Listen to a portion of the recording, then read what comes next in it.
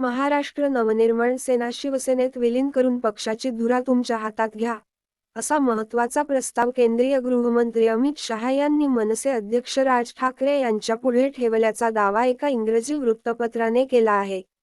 हे खरेच प्रत्यक्षात आले तर मुख्यमंत्री एकनाथ शिंदे यांच्या हातून शिवसेना सुटून त्यांची राजकीय कारकीर्दच संकटात सापडेल असे या वृत्तात नमूद करण्यात आले.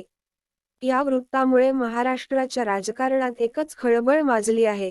मनसे अध्यक्ष राज ठाकरे यांनी गत आठवड्यात केंद्रीय गृहमंत्री अमित शहा यांची दिल्लीत भेट घेतली.